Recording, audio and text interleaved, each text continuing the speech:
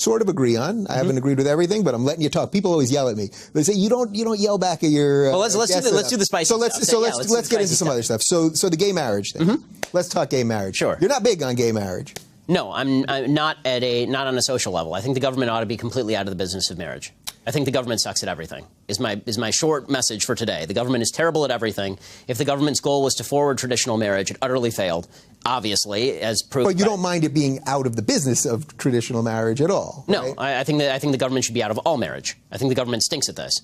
You know, now, I will say that, I think the idea of the government subsidizing gay marriage is silly because I don't think that there's societal benefit to gay marriage. If you're going to make the argument that government should be involved in marriage at all, which is not even an argument with which I agree at this point. But it's the way it is right now. Right. So let's just go from that, that base. So before I get there, one quick point. The reason I want the government out of the business of marriage is because now that the government has enshrined gay marriage, the next step is going to be going to religious people and telling them they have to engage with same-sex weddings. So as a religious person, this is problematic to me.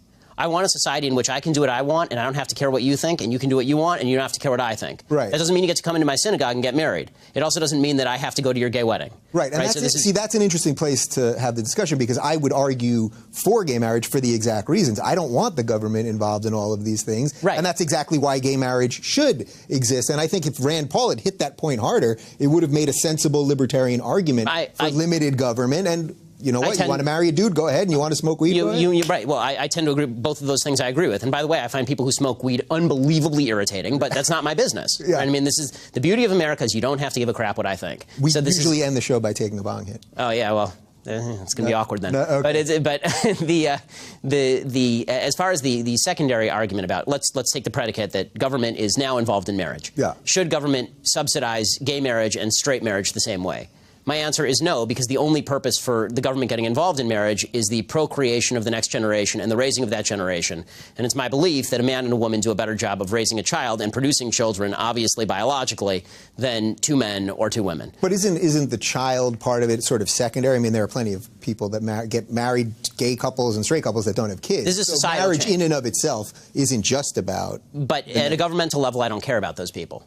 Meaning, like, I care. I'm happy that they're happy, but I don't really care what they do. Like, the government theoretically has an interest in the production of the next generation. Right. Right. That's the only interest in marriage. So, in fact, you could even make a case that the government ought to be giving, basically tax benefits for having kids, and no benefit for marriage. Right. But the truth is, the reason that this was created in the first place, obviously, is because long before the advent of modern birth control, the fair assumption was that if you were having sex, then you were going to get pregnant. Right? At least if you were having straight sex, you were going to get pregnant. And thus, we wanted to incentivize people to stick around for that because single motherhood is bad for the community. And so we were going to subsidize that with tax benefits. By the way, there is no marriage benefit. There's a marriage penalty. My wife and I pay a significantly higher tax rate because we have a combined income. Right. So you're not against, so despite coming from some sort of... This is not a religious argument. I don't make a religious argument. So that's what I want to distinguish because we should be for separation of church and state, and I think you are for separation of church. So the separation of church and state means, I just want to make a quick distinction. Yeah. Separation of church and state doesn't mean that I can't bring my religious values to bear in how I vote. It just means that I can't leverage Jewish ritual on you. There's no establishment of Jewish religion or Christian religion, but I should be able to make a secular argument for why what I'm saying is right, is my general rule, because otherwise we're operating in different spheres. If I cite the Bible, it makes no difference to you. You don't care about the Bible. Right. So I'm a secular Jew. Right. I would consider. I mean, I'm an atheist, so it's irrelevant. Right. So your Judaism is ethnic and irrelevant in every other respect. I like Curb. You like Curb? Who? Curb Your Enthusiasm. Oh, well, No. I mean, that's cultural Judaism, like bagels and matzo balls. I don't care. Still pretty good. Okay, so let's not get hung up with that. But so you're making the distinction between this isn't coming from a religious place. Now, I think part of the problem when it comes to gay marriage is that a huge portion of the Christian right is trying to impose their religious values on this. So but the policy itself isn't religious. But the rationale for the policy this is where I'm making a distinction. Yeah. The rationale for people voting can still be religious, but if the policy is not religious, if there's a secular rationale, this is what Scalia said about it actually. If there's a secular rationale to it, then the motivations of the voters don't matter. Like, I don't care what the motivation of the voter is in virtually any circumstance. I matter what the vote is. Right? And if somebody wants to vote for lower taxes, I don't care whether they're doing it because they're on principle for lower taxes or whether they personally want lower taxes on their income. I just care about the outcome of the vote. The outcome of the vote. Okay, so basically you don't care about gay marriage. As this country stands right now, you simply don't care. Your one concern, though, is that ultimately this will lead to the government forcing gay marriage on synagogues that don't want to have it or mosques that don't want to have it. Yeah, not ultimately. Like now, in California, they've already passed laws that you have to teach same-sex marriage in public schools, for example. Like, it changes the nature of the teaching. My view on that is I don't know why I went to public school for elementary and part of junior high. I don't understand why the government is teaching me anything about this stuff. This is for my parents to teach me. Like, this is a values thing. Right. So I guess that's sort of where it's just values just get conflated with what we're taught. Like, it's just sort of a... Yes and no. I mean, there are no values to math.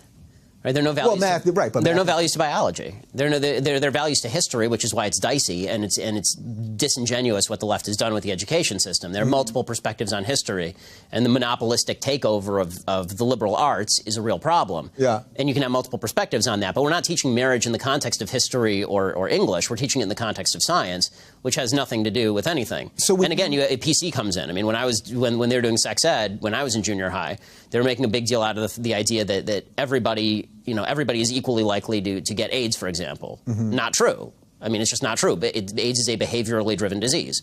Right? I will never get AIDS, right? Barring a blood transfusion that has AIDS. I don't do intravenous drugs, and I don't have promiscuous sex. And I was a virgin when I married my wife, and she was a virgin when she married me. So we're safe. Yeah. Right. we're good. We're about as safe as you can get on this. And so I don't like the facts being trumped by what we wish the facts were so that we could push certain political agendas. Right. So how do you then, taking this argument from a secular place, how do you then feel being in the same party of so many people that are taking it from a right-wing Christian place? Because there's a seemingly odd alliance there that I think is... Not really. I agree with them on the end point. I even agree with them religiously. I just don't think they're good spokespeople for their cause.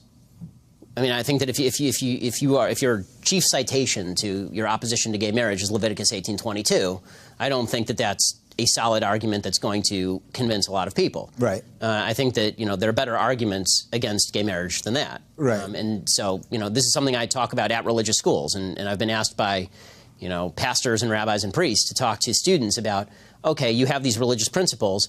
Is there any justification outside of the Bible says so for why this is correct? And as a religious person who's actually thought through his positions, I tend to believe there is. Like, as a religious person, I believe that God didn't create stupid rules. So if you believe that God didn't create stupid rules, then you have to come up with some sort of justification for the rules that are being expressed. Like, there's some that you can't understand. That's just an article of faith. But the big ones about human behavior, there should be a decent rationale you can explain to people who don't buy into revelation. Sure. So there I would just say, well, you're basing your belief in God. It's just a belief, not anything that could be proven. So right, but that's every belief system. So no. Right. But anyone that's basing anything on religion is just basing something on some unproven thing. That is so I would say I want that nothing to do with my life. Which is fine, and that's why we live in America. Good. Yeah. But I will say this: every belief system is based on something unproven. All of them. Human rights means nothing.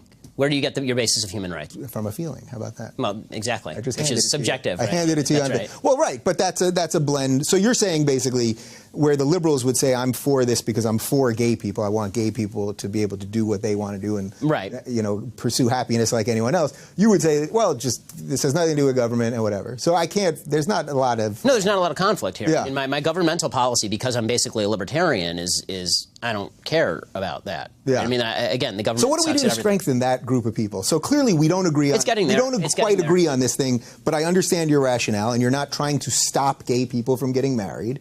I think right now, the next conflict is not going to come from the right. It's going to come from the left pushing the ball, meaning that it's going to come from the case in Oregon with this baker who doesn't want to service a same-sex wedding, doesn't want to actually have to cater it. Yeah. Right. I think that good-hearted people should say, fine, you do what you want, go across the street to the bakery. Like, who cares? That's what I would say. Right. And I'm not forcing. This is the difference between a liberal and a leftist. Yeah. In a nutshell, this is the difference between a liberal and a leftist. A liberal says, your business, I don't care. A leftist says, no.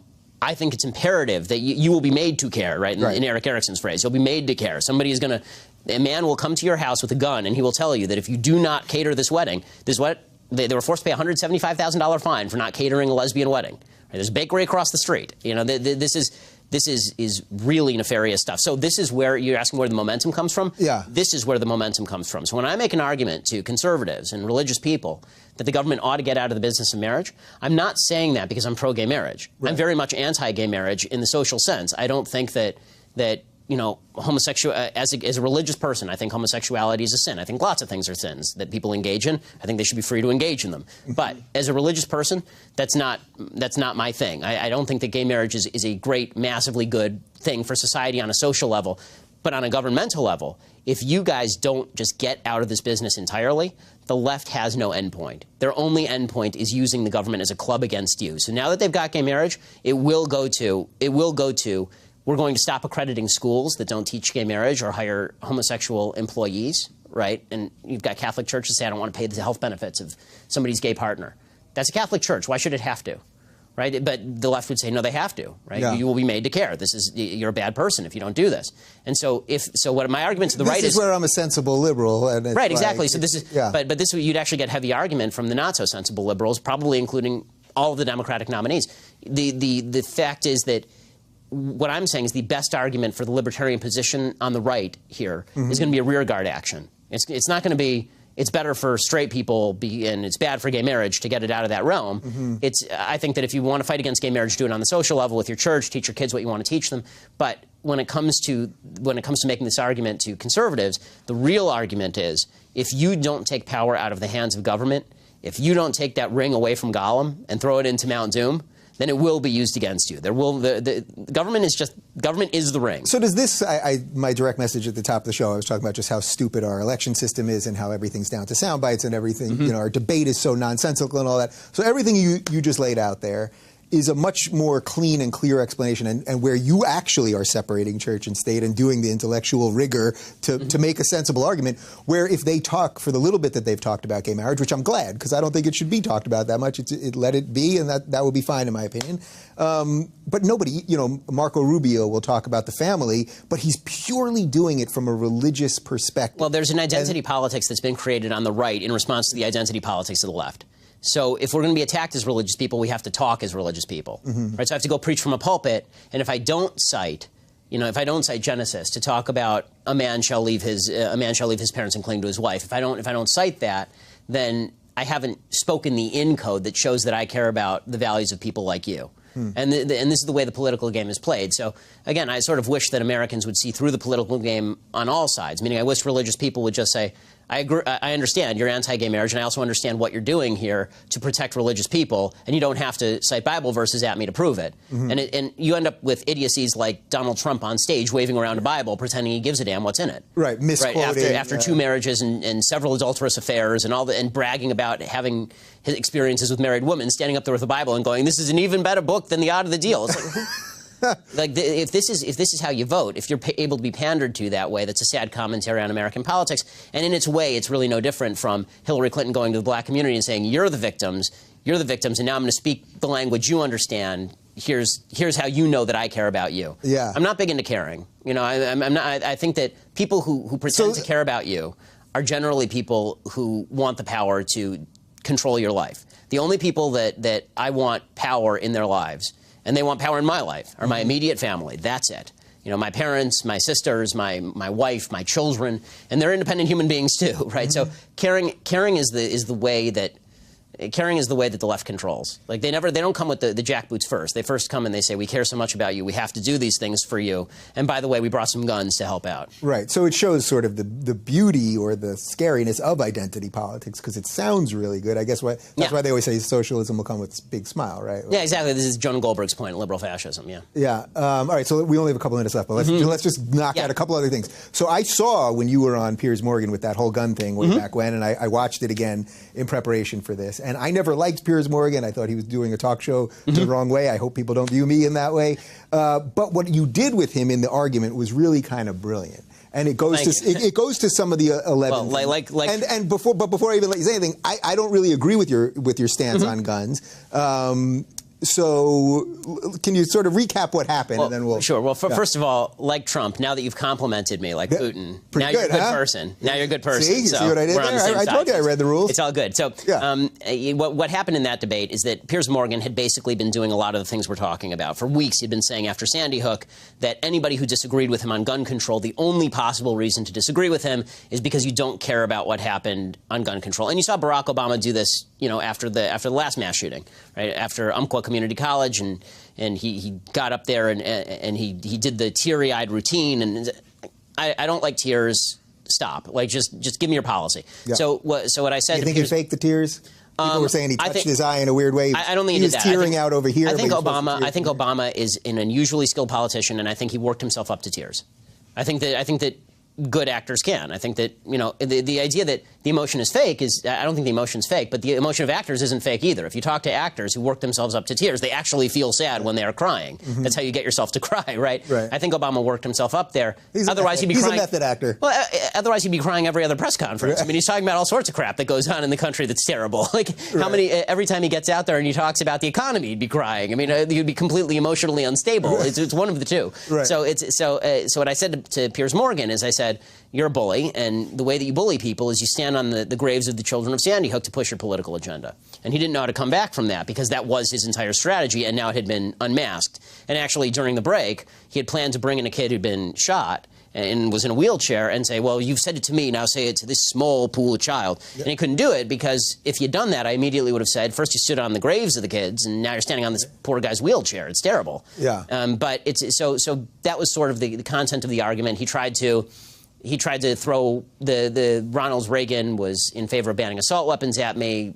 I don't care, as I've said, what Ronald Reagan had to say. He's a guy. Sometimes he's right, sometimes he's wrong. Yeah. So he wasn't a god? Is that... Yeah, exactly. You're confirming that. As a religious person, I only have one, and Reagan. Not him. Yeah, exactly. Okay, so that's not the one. We knew that. I knew there was one. Exactly. Right. It's just not Reagan. It's just not Reagan. Okay, got it. And I know, because he's not back, right? I mean, he could be. He could be. Weird, but so my feelings on the gun thing is that basically, because I believe in the Second Amendment, people should have access to guns. It's clear after an hour together. I'm not a huge fan of the government, so I do believe people should be able to protect themselves and all of those things. What I think is that we should be able to control it a little bit more than we are. I think that the NRA does wield too much power. And then I would say at the same time, as I always like to say, two things can be true at the same time, we have a massive mental health problem in this country. And that's the part that we're not talking about, because every commercial for every cable news channel is for some other drug that it turns out that some crazy percentage of these shooters are on. Right. So when it comes to gun violence, there's two problems. There's inner city violence, which really is a matter of gang violence and people shooting each other, unfortunately, because they're involved in gangs.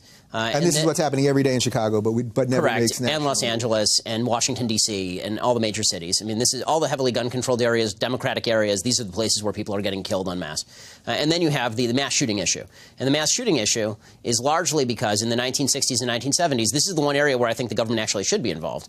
In the 1960s and 1970s, there was a decision that was made basically all across the country to empty out all the mental facilities, because there was an idea that went around the country and gained a lot of traction that mental illness was basically one flew over the cuckoo's nest. Nobody was seriously crazy. Everybody was just eccentric. Right. And this is why you have a mass growth in homeless people. In 1960, how many people do you think in 1960 were in mental institutions in the United States?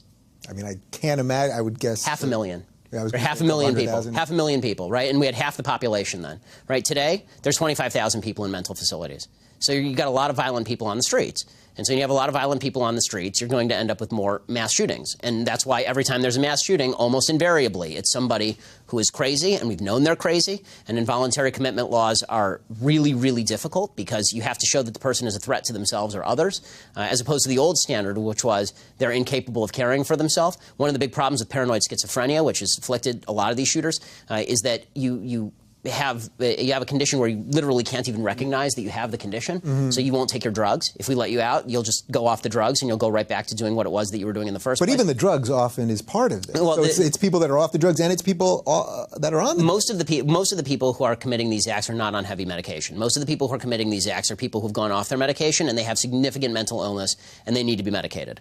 So, this is an area where the mental health system is dramatically underfunded. The laws are complete. When it comes to people who legitimately cannot take care of themselves, I'm speaking as somebody whose grandfather was a schizophrenic who went into a mental hospital. They gave him lithium, and then he spent the rest of his life as a happy, productive human being. Right? These are things that might not have been possible now, and so this is an area where I actually think that there is a role for the government in this, because John Locke would have thought the same. John Locke said this in his writings. He said that the problem of mental illness is one that sort of falls on society as a whole, because you have a group of people who can't take care of themselves. That's the real problem with mass shootings. Taking my guns away from me or taking another law-abiding person's gun away from them, that's not going to stop the mass shooter. In fact, it's probably going to create more mass shootings, because now I can't defend myself. So would you say the NRA is a problem at all within this? I think the NRA is an incredibly valuable organization, because it's pushing against people on the other side. I don't have to agree with everything the NRA says to think that they're an incredibly valuable organization that's channeling the legal hopes of a lot of Americans to protect the Second Amendment. And we're about one vote away on the Supreme Court from the Second Amendment disappearing entirely. So that's a little scary. All right, so let's just do some Supreme Court stuff, and that's how we're going to end this. So with this whole thing with Scalia right now and this spot, where do you stand on this? It seems to me that Obama has to nominate someone. That's his job. He's the president. Are you with me so far? He's the president right now. He can. He doesn't have to. But it's his job. Of course he will. It's his job, and if it was a Republican... Of course he will. Right. Okay, and now that it's up to... And I don't care if he does. As you say, he has the capacity to do it. It's one of the only things that he's actually allowed to do as president that he's doing, as opposed to all the other things he's doing, which he's not allowed to do. But we got to finish up, so we have to focus on this one. So, all right, so we're in agreement on that, and then it'll be up to the Senate to either confirm this person or not. They don't have to give him an up or down vote, though, right? I mean, they can do whatever they want. So what do you make of the Mitch McConnell and the rest of these guys that are like, he shouldn't even nominate anybody and all that? I think it's an idiotic line of argument. I mean, I think it's a really dumb line of argument. Listen, I went to Harvard Law School, and I wrote my third-year paper at Harvard Law School on the idea that Marbury versus Madison was wrongly decided. I don't think that the Supreme Court should have the capacity to decide for everyone. Like, for conservatives to think that the entire future of the Constitution rests on one guy not dying is really sad, right? And the reason for that is because the Supreme Court has now been seen as this great moral arbiter.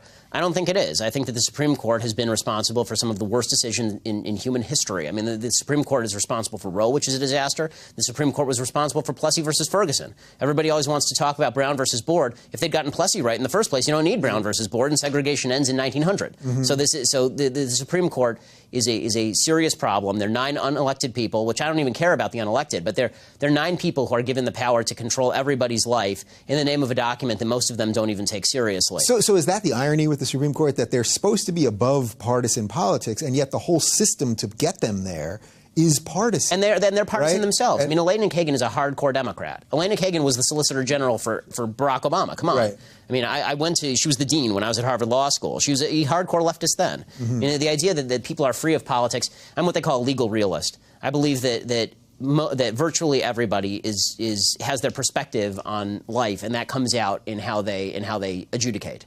And you have to work very hard to remove yourself from that. I think most judges don't. I think most judges rule based on what they feel. Like Anthony Kennedy, you can't tell him, regardless of what you think about same-sex marriage, you cannot tell me that the Constitution of the United States, or the 14th Amendment thereto, which was ratified in 1868, was demanding that the states not pass laws in favor of traditional marriage. That's absurd. Well, it's absurd. No, but equal protection, he was using that argument. Right, and you can't use the equal protection argument that we should all be treated equally. But it's a bunch of crap, because equal protection does not mean that a law should have an equal effect on everyone. No law has an equal effect on everyone.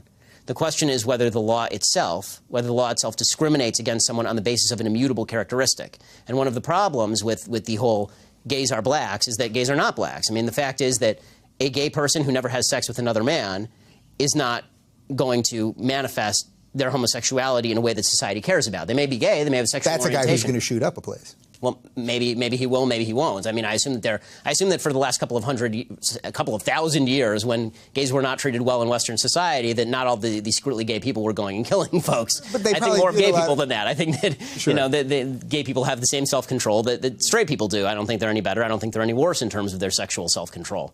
I will say that I think men in general are less good in terms of sexual self-control than women. So, which explains why. Agree on that. Yeah, I mean, which is why gay men have sex with more people than straight men, because women don't want to have sex with men men as much as men want to have sex with men. Men have strong sex drives. Right. So, yeah, but that's well off topic. Back to the Scalia for a second. Yeah. The problem here is that the Republican Party, when they say things like, it's the timeline, it isn't the timeline.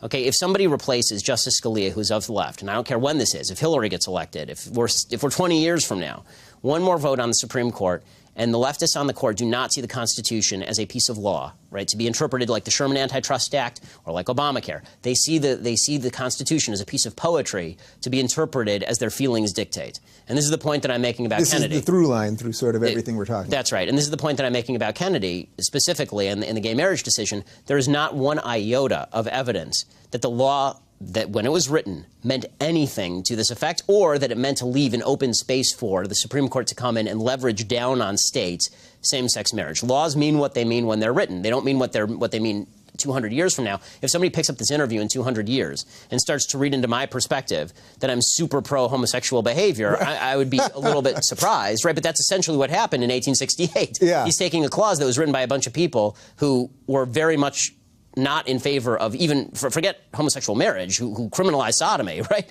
Mm-hmm. And saying to them, okay, well, those people really meant, what they really meant here was pro-same-sex marriage. If you want to make same-sex marriage legal, make it legal. You know, that's what you can do through the ballot box. This is the beauty of a republic. But you don't get to have 9 unelected judges who are these special moral people who've been dinged by the hand of God. I believe all human beings are capable of good. I believe all human beings are capable of evil. I believe all human beings are selfish, and all of are capable of altruism. I don't believe that there are 9 perfect human beings who sit on the Supreme Court and rule us as a magical, angelic oligarchy. I think that's a pretty solid ending to this. What do you think? Sounds good to me. Yeah, I mean, well, I think what we did here was exactly what I want this to be, that we don't have to agree on everything, but I do sense a sort of new center coming together with people that are on the right. That was my left, but you see what happened there. People that are on the left and on the right, that there's a way where you can be moral and it doesn't necessarily have anything to do with religion, or you can be moral and it has something to do with religion, but that's not how you want to be governed. And I think that's going to be my takeaway from this. No, I think that's exactly right. I mean, as I say to people who disagree with me, the beauty of the country is that you don't have to care what I think. The minute you bring the government into saying that I have to care what you think, then we're at odds. Yeah. So as long as the government's out of it, we can have these discussions all day long, and it's just good fun. The minute you bring the gun to the party, you're the fascist.